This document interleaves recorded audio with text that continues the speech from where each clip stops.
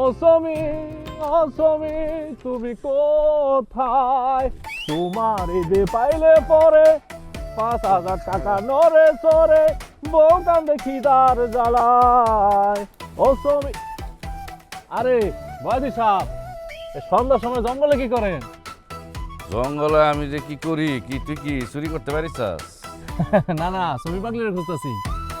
কেন আবার শুক্রের বাড়িতে নিয়ে যাওয়ার জন্য? হ্যাঁ, আব্বা না তো দিন বানলো। এই মেয়েটার পিছিয়ে কেন লাগছিস তোরা? তুমি খায় দেয় কোনো কাজ নাই? মানিক ভাই, এটা আপনি কেমন ধরনের কথা কইলেন? আমার একটু নেশা পানি করার একটু অভ্যাস আছে, কিন্তু সেরকম ইজ্জত জীবনও না। তাছাড়া আমি সমীরে নিজের বোনের নাম দিই। তাই নাকি? তার মানে তুই সমীর বইনের মতন খুঁজতে পারিস? হ্যাঁ, সমী পাগলের খুঁজতেছি। তো সমী পাগলের খোঁজার কথা তো আপনার বাবাই কইছে, মানে ব্যাপারী কাকা কইছে যে সমী পাগলের খুঁজা আমার কাছে নিয়ে আয়। এর লাগে আমার 5,000 টাকা দিব যদি নিয়ে যেতে পারি। আমার তো অ্যাডভান্স 1,000 টাকাও দিছে। কি কস, তাই নাকি?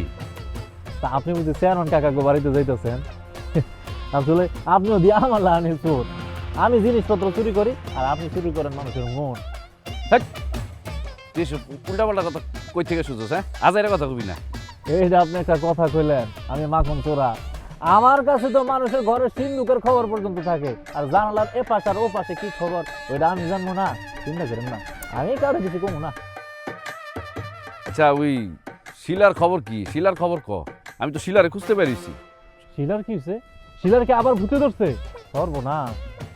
শোন, বাড়ির সবাই খুব টেনশন করতেছে, বুঝছস? শিলার যদি পাস তাড়াতাড়ি বাড়িতে নিয়ে আসিস। সমস্যা হয়েছে কি মানিক ভাই? কি? আমি আবার ভূত ডরাই। তো শিলা তো আমাদের পরিচিত ভূত, এত একটা ভয় মনে হয় পাবো না। আচ্ছা, আমি তো সমী পাগলের খুঁজতেছি, এক লোকে খুঁজবো না। আচ্ছা ঠিক আছে, পাইলে নিয়ে আসিস। হ্যাঁ ভাই। আচ্ছা হলো, যান। তুমি শিলা তোমরা যান, তাইলে আমি খুঁজা লইয়া মনে। ওকে ওকে। ও তুমি ও শিলা তোমরা কোথায়? ও তুমি